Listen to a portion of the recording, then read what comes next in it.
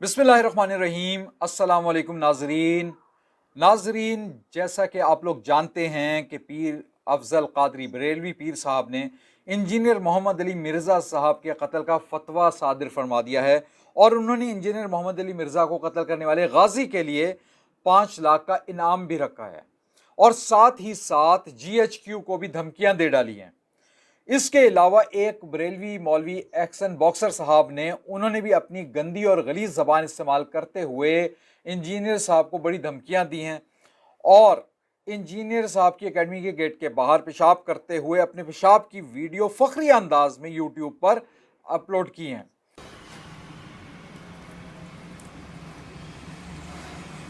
ये देखें, फिर से मैंने पेशाब कर दिया एकेडमी के ऊपर। ये ले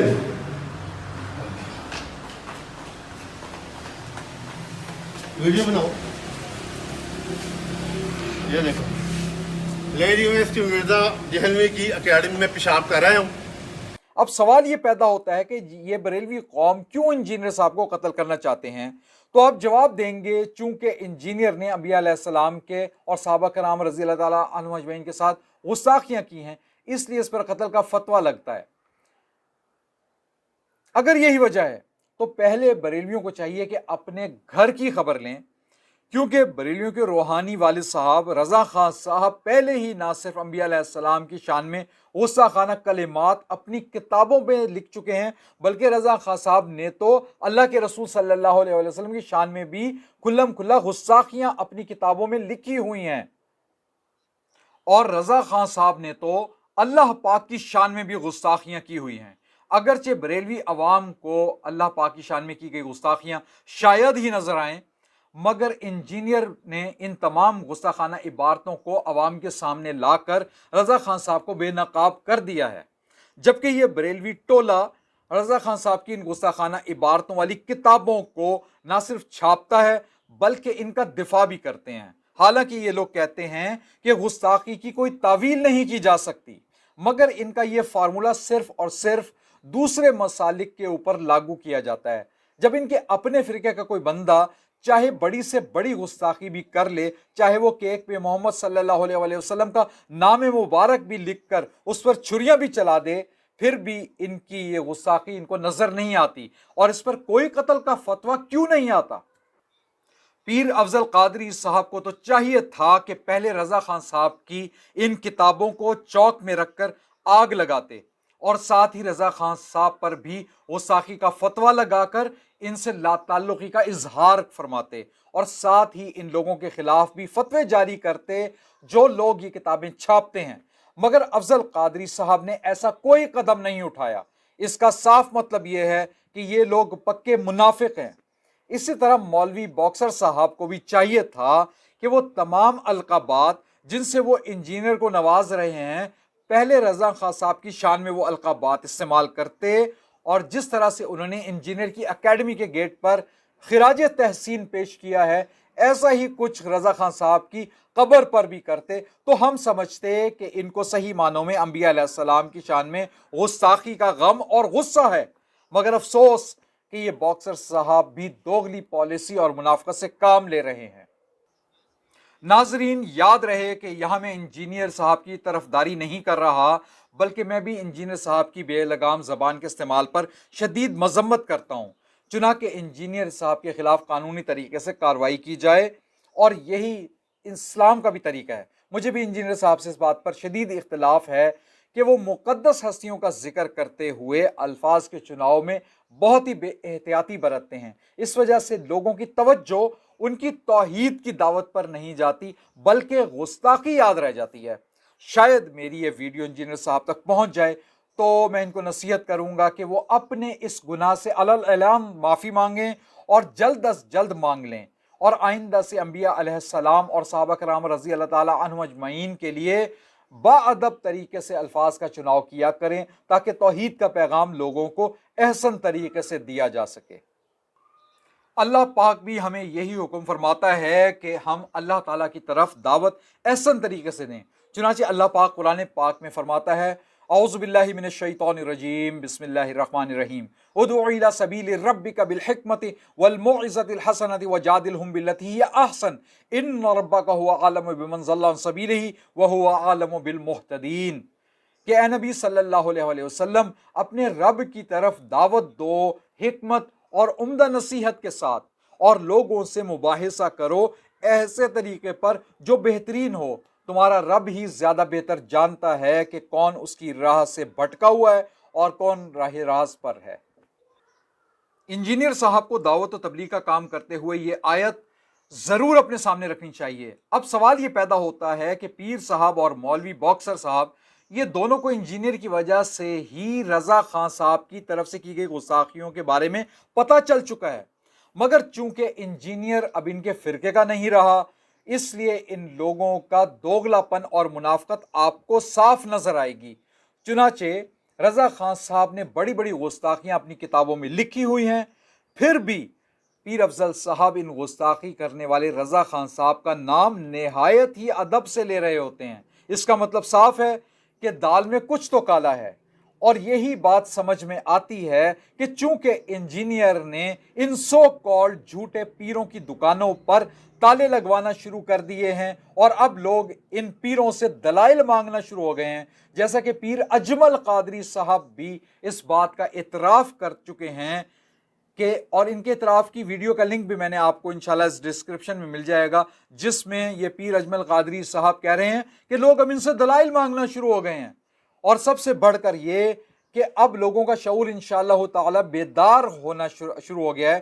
कि लोग अब सिर्फ और सिर्फ अल्लाह पाक ही से दुआ करना पसंद करते हैं, और वो भी अल्लाह के रसूल सल्लल्लाहु अलैहि वसल्लम के बताए हुए तरीके के मुताबिक दुआ करना जो है पसंद करते हैं। और अब मज़ारात में दफन शुदा बुजुर्ग आपकी बिगड़ी नहीं बना सकते, ये समझ चुके हैं। इस वजह से इन लोगों को, ये जो कब्र परस्त लोग हैं जिन्होंने मज़ार बनाकर इन पर कब्जे किए हुए हैं, ये मज़ारात की कमाई खाने वाले लोग जो हैं, इनकी कमाइयों में कमी होती नजर आ रही है। इस खतरे के पेश नज़र ये कब्र परस्त टोला इंजीनियर के पीछे हाथ धोकर पीछे पड़ चुका है, जैसे कि इन चीज़ों से साफ जाहिर है। मैंने आपके सामने ये चीज़ें रख दी हैं। एक बात फिर वाज़ेह कर दूं कि अगर इनका मकसद गुस्ताख को सजा दिलवाना होता तो ये लोग पहले रजा खान साहब से बेजारी का ऐलान करते। मगर नाजरीन, जब आप किसी के पेट पर लात मारेंगे तो इस तरह के नताइज ही सामने आएंगे। इन पीरों को अब खतरा पड़ गया है कि इनके मरने के बाद अगर लोगों ने अल्लाह के रसूल सल्लल्लाहु अलैहि वसल्लम के फरमान पर चलते हुए इन पीरों का मज़ार ना बनाया तो फिर इन पीर अफजल कादरी साहब जैसे पीरों की आल औलाद कहाँ से अपने ऐशो आराम की ज़िंदगियाँ गुजारेंगे। जिस तरह खादिम रिजवी साहब के बेटे साद रिजवी साहब की पांचों उंगलियाँ घी में हैं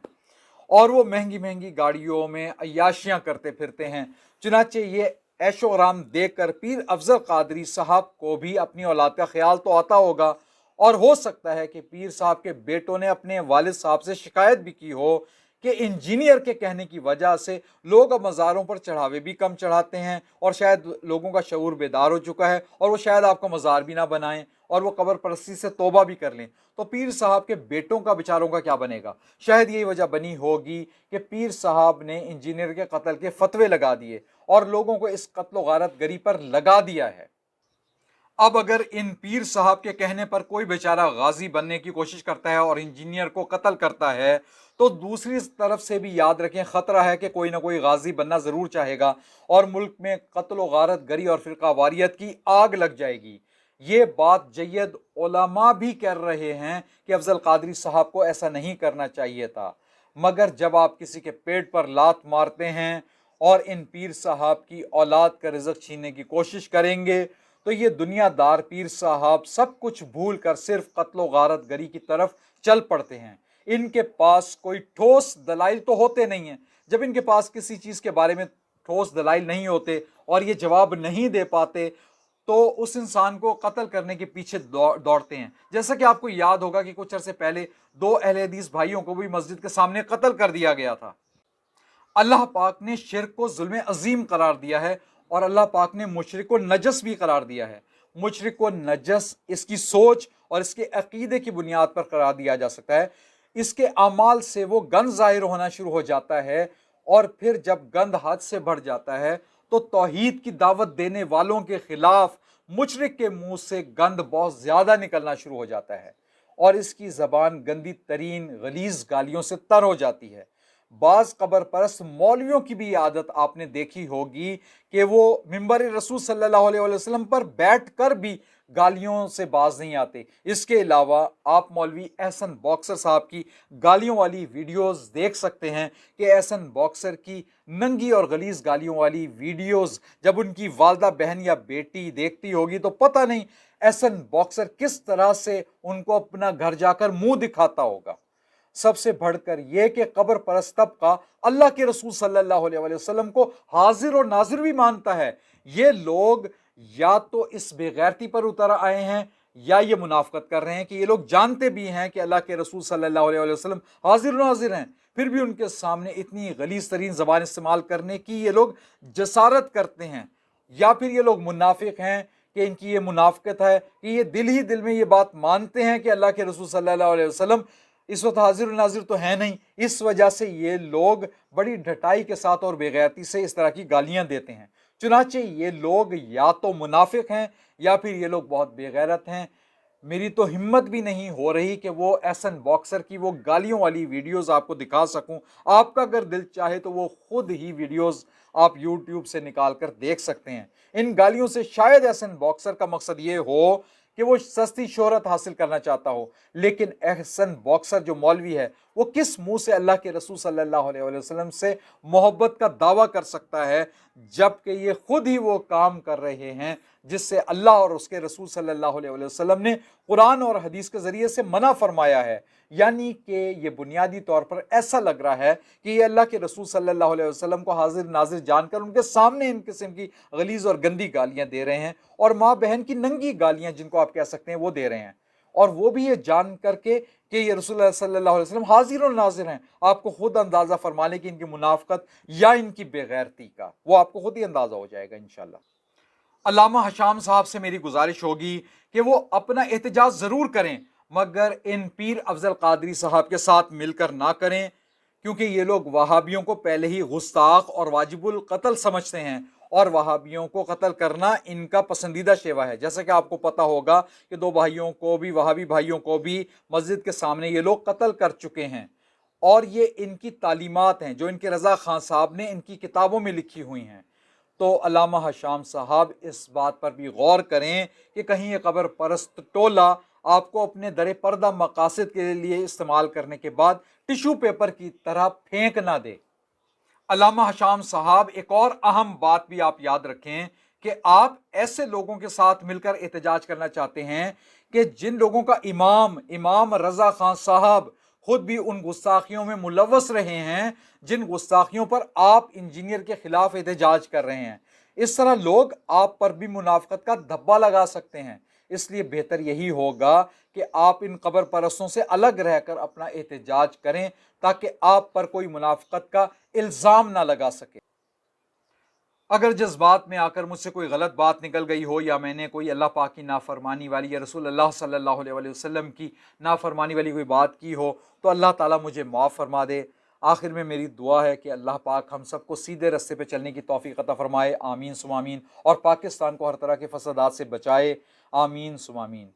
اور انجینئر صاحب کو توفیق عطا فرمائے کہ وہ صحیح طریقے سے، احسن طریقے سے دعوت و تبلیغ کا کام کریں، اور خاص طور پر توحید کی دعوت دینے کے لیے ان کو یاد رکھنا چاہیے کہ اللہ پاک نے یہ خاص طور پر فرمایا ہے کہ ادع الی سبیل ربک بالحکمۃ والموعظۃ الحسنۃ وجادلھم باللتی ہی احسن،